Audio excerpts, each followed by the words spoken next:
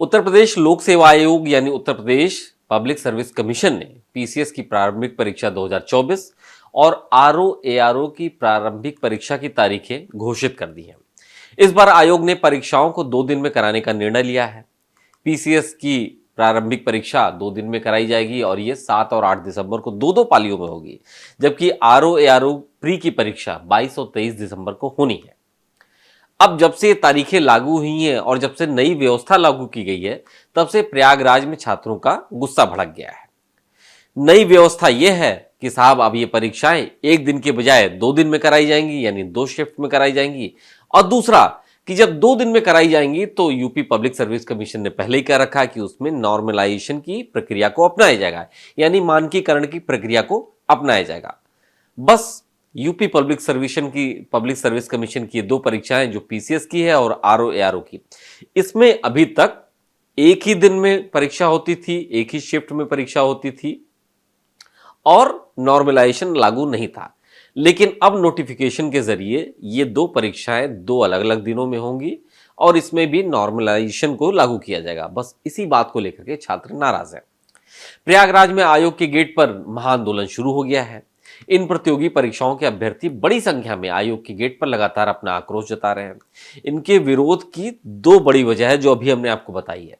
पहली यही है कि परीक्षा को 1 दिन में करा लिया जाए, जिससे पेपर लीक का खतरा कम हो पाए, और दूसरा कि पीसीएस प्रारंभिक परीक्षा में नॉर्मलाइजेशन को रद्द किया जाए। इस नई व्यवस्था को लेकर अभ्यर्थियों ने विरोध करना शुरू कर दिया है।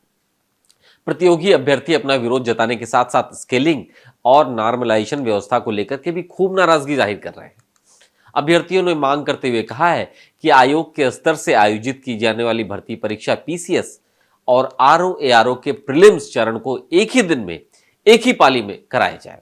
इससे नॉर्मलाइजेशन मतलब मानकीकरण का दंश प्रतियोगियों को नहीं भुगतना पड़ेगा, क्योंकि यह व्यवस्था विवादास्पद रही है और इससे छात्रों के हित प्रभावित होते रहे हैं। सुनिए छात्रों ने क्या कहा है। हम लोग यहाँ शांतिपूर्ण तरीके से नॉर्मलाइजेशन के विरोध के लिए हम लोग इकट्ठा हुए हैं। सरकार बात करती है 1 नेशन 1 टैक्स, 1 नेशन 1 इलेक्शन, तो 1 एग्जाम 1 शिफ्ट क्यों नहीं। दूसरी बात, आप चुनाव करवाते हैं, अभी यहाँ उत्तर प्रदेश में 9 से 10 सीटों पे उपचुनाव है। आप एक दिन में कम से कम 30 से 40 लाख मतदाताओं के लिए चुनाव करवा लेते हैं, गांव-गांव पे पोलिंग बूथ बना देते हैं, वहाँ चुनाव आपका ढंग से संपन्न हो जाता है। आप एक शिफ्ट में पेपर कराने में आपकी प्रशासनिक व्यवस्था क्यों तहल पहल होने लगती है, वहाँ आप क्यों नहीं दे पाते हैं। यही महाकुंभ है 2024 में 25 में प्रयागराज में, वहाँ 3 से 4 करोड़ लोगों के आने की आशंका है। जहाँ तक उसके लिए प्रशासन दिन रात जुटा हुआ है। 1 साल से पेपर टल रहा है, डेट पे डेट आ रही है, कोई तरीका नहीं निकाला जा रहा है। पिछली बार जब प्रदर्शन हुआ था तो आयोग ने कहा था हम 2 से 3 दिन में आपको सूचित करेंगे और आपकी सुझावों को हम जो भी आपने दिया है उस पर विचार करेंगे। वहाँ उसके बाद भी तुगलकी फरमान जारी कर दिया गया कि कोई सुनवाई नहीं होगी, आपका 2 शिफ्ट में 3 शिफ्ट में पीसीएस और आरओ का पेपर होगा। इसके विरोध में हम लोग हैं, क्योंकि भाई ने जैसा कहा कि एकदम डकवर लुईस नियम की तरह है, ना इस पे आयोग को कोई पारदर्शिता की जानकारी है, ना हम लोगों को कोई जानकारी हो पाएगी। जब इतने लोग परीक्षा देने वाले विरोध में हैं तो कैसे संतुष्टि हो सकती है। परीक्षा की शुचिता और पारदर्शिता के विरुद्ध है। जब एक या एक से ज्यादा शिफ्ट में परीक्षा होती है तो वहां पर नॉर्मलाइजेशन आएगा ही आएगा, ये एक सत्य है और नियम भी। नॉर्मलाइजेशन को लेकर के जो एक व्यवस्था बनी है उसमें छात्रों को बार बार परेशान होना पड़ता है। मसलन मान लीजिए कि कोई परीक्षा 2 अलग अलग दिनों में होनी है और उसके 2 अलग अलग पेपर के सेट भी बनेंगे, जाहिर है ये बात। तो संभावना है कि किसी एक दिन की परीक्षा में एक पेपर सेट सरल हो जाए और दूसरे दिन का पेपर सेट कठिन हो जाए। आसान भाषा में 2 दिन के पेपर सेट अलग अलग होंगे तो एक के सवाल हल्के हो सकते हैं और एक के कठिन हो सकते हैं। इस तरह दोनों शिफ्ट की परीक्षा कभी समान लेवल की नहीं हो सकती। उस स्थिति में दोनों शिफ्ट को नॉर्मल करना होता है ताकि किसी बच्चे को नुकसान न हो पाए। इस प्रक्रिया को नॉर्मलाइजेशन कहा जाता है। इसे तमाम अभ्यर्थी डकवर्थ लुईस नियम की तरह बता रहे हैं। डकवर्थ लुईस नियम क्रिकेट में इस्तेमाल होता है और वहां भी आप जानते हैं कि डकवर्थ लुईस की वजह से कभी कभी जीतती हुई टीम भी हार जाती है। पीसीएस से ज्यादा आरओ एआरओ की परीक्षा में नॉर्मलाइजेशन का असर दिखेगा। जितने ज्यादा शिफ्ट होंगे उतने ही नॉर्मलाइजेशन का असर देखने को मिलेगा। इस प्रक्रिया में किसी एक शिफ्ट में हुई परीक्षा में आए नंबर दूसरे दिन की परीक्षा में किसी दूसरे छात्र के आए नंबर अलग अलग तरीके से प्रभावित हो सकते हैं।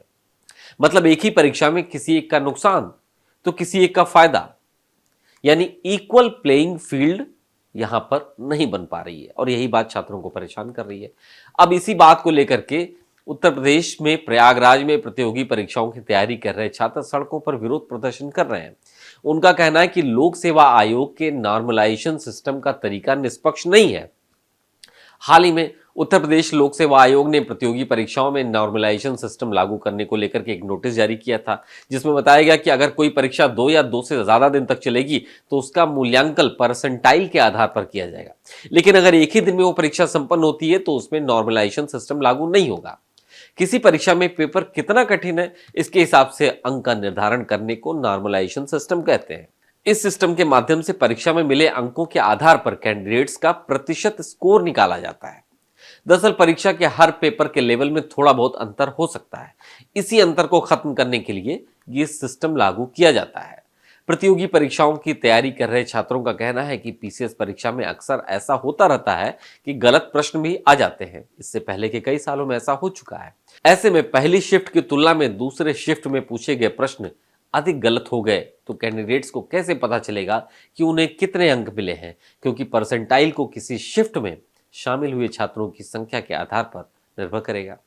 छात्रों का कहना है कि ऐसी स्थिति में अधिक अंक लाने वाले कैंडिडेट्स का भी परसेंटाइल कम हो सकता है। बस इसी को लेकर के विरोध प्रदर्शन हो रहा है। इस पर राजनीति भी बहुत हो रही है। समाजवादी पार्टी के अध्यक्ष अखिलेश यादव का कहना है कि छात्रों के साथ भाजपा की सरकार में अन्याय होता है। प्रयागराज से ही आने वाले डिप्टी सीएम केशव प्रसाद मौर्य का कहना है कि छात्रों के हितों के साथ समझौता नहीं होना चाहिए। अभ्यर्थियों के नॉर्मलाइजेशन के विरोध पर लोक सेवा आयोग ने भी पलटवार करते हुए जवाब दिया है और कहा है कि नॉर्मलाइजेशन की प्रक्रिया देश के अलग अलग भर्ती निकायों में लागू हो चुकी है। आयोग ने इस व्यवस्था को यूं ही लागू नहीं किया है। इससे पहले विशेषज्ञों की एक टीम गठित होती है, उसकी समीक्षा होती है और उसके बाद इन परीक्षाओं में नॉर्मलाइजेशन की व्यवस्था अपनाई गई है। आयोग की अपनी दलील है, जो कुछ हद तक सही भी है, क्योंकि लंबे कई दिनों तक चलने वाली परीक्षा में हर दिन के अंतर को कैसे खत्म किया जाएगा, आयोग के पास यही एक रास्ता हो सकता है। दूसरी तरफ छात्रों का कहना है कि हर दिन अलग अलग होने वाली परीक्षाओं में क्वेश्चंस के लेवल अलग अलग हो सकते हैं, छात्रों की संख्या अलग अलग हो सकती है, क्वेश्चन अटेम्प्ट करने की संख्या भी अलग अलग हो सकती है। तो ऐसे में मेरिट कहाँ रह जाएगी? जो छात्र ज्यादा क्वेश्चन करेगा नॉर्मलाइजेशन में उसके मार्क्स कम हो सकते हैं, जो छात्र कम अटेम्प्ट करेगा नॉर्मलाइजेशन की वजह से उसके नंबर्स अधिक हो सकते हैं। तो इसमें मेरिट को लेकर के भी सवाल उठ रहा है। ये एक बहुत बड़ा सवाल है जो छात्रों ने इस बार उठाया है। इसको सपोर्ट भी मिल रहा है, बहुत सारे लोग इसको सपोर्ट कर रहे हैं। भाजपा के कुछ नेताओं ने मुख्यमंत्री को चिट्ठी लिखी है कि भाई छात्रों को इक्वल प्लेइंग फील्ड मिलना चाहिए, उनकी संभावनाओं को बल मिलना चाहिए, ना कि ऐसी व्यवस्था ला करके उनके सामने एक बड़ा संकट पैदा कर दिया जाए। लेकिन दूसरी तरफ कि अगर कई दिनों तक बड़ी संख्या में लाखों परीक्षार्थी जब शामिल होते हैं किसी परीक्षा में, तो एक समय में एक दिन में करा पाना भी बहुत बड़ी चुनौती होती है। छात्रों का कहना है कि जब चुनाव आयोग लाखों लोगों का चुनाव एक दिन में संपन्न करा सकता है तो परीक्षाएं भी हो सकती है। एक तर्क ये भी है कि भाई जब चुनाव होता है तो आप देखिए कि लोकसभा के चुनाव एक दिन में होते हैं तो लाखों लाखों मतदाता वोट देते हैं, तो परीक्षा भी हो सकती है। दूसरी तरफ ये भी कहा जाता है कि भाई पेपर लीक इस दौरान बहुत हुए, उससे निपटने के लिए उत्तर प्रदेश लोक सेवा आयोग ने ये व्यवस्था निकाली कि हम सेंटर्स को सीमित करेंगे, तो छात्रों की संख्या क्योंकि बड़ी ज़्यादा रहती है तो उनको अलग अलग दिनों में परीक्षा दिलाई जाएगी। जब एक से ज़्यादा दिन हुए परीक्षा देने के लिए, वहां पर नॉर्मलाइजेशन अपने आप ही आ जाएगा। तो ये एक संकट है कि पेपर लीक से भी बचना है, छात्रों के हित बिना प्रभावित हो पाए और नॉर्मलाइजेशन का दंश भी छात्रों को ना झेलना पड़े।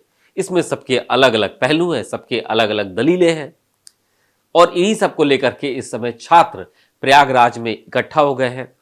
उनकी बातों में दम है, उससे इनकार नहीं किया जा सकता, लेकिन लोक सेवा आयोग का भी अपना कहना सही है, उससे भी इनकार नहीं किया जा सकता।